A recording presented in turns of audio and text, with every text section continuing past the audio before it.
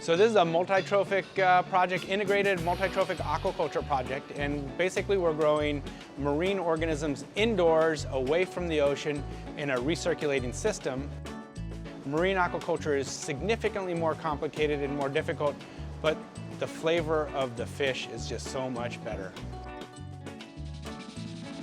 It's a system that you kind of have to think out of the box and kind of, really understand what these organisms and what these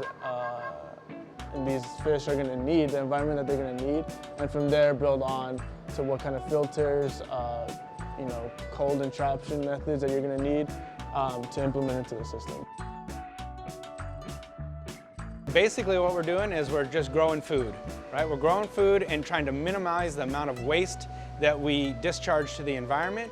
So that's what a multi-trophic system is. We have finfish that we might feed, some pelleted feed that we buy, so some commercial feed we buy, and their waste product goes into oysters, and they take some of the nutrients and they release nutrients into the water, and we use either microalgae or macroalgae, kelp, to take up those nutrients and recycle the water.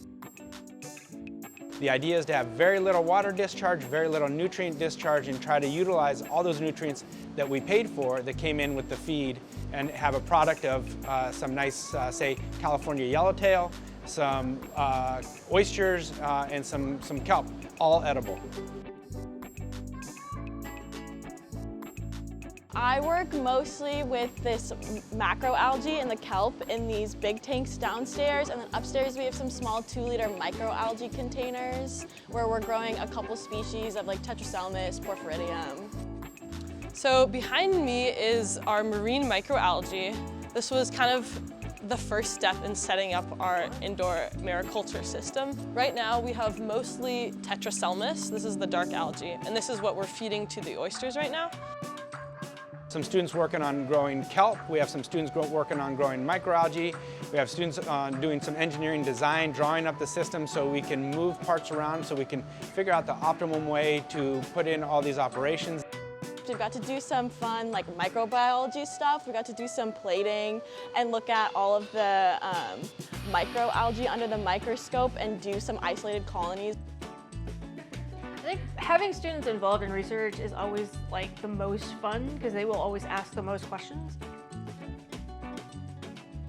Where we're looking at building kelp systems and algae systems, and as well as just like marine aquaculture systems that would be kind of portable, so we could take them to other parts of the state that aren't on the coast. So we could go set it up and be like, here, this is what it would be like to work on a marine system. Here's some kelp that you can put your hands on and really take some time and watch it grow and kind of understand their life cycle. We're looking at growing larger amounts and then using that as vitamin and protein supplement for some of the other livestock on campus. They've done some previous studies with smaller quantities of it and determined that it improves the health and the growth rate. Looking at it, just kind of improved health overall when you kind of introduce these natural vitamins or essential oils that you would normally be giving them as a supplement, as like a pellet, something that's been extracted somewhere else. Recently, they discovered that there is a red macroalgae that when you feed it to dairy cattle and beef cattle, actually reduces the amount of methane they exude.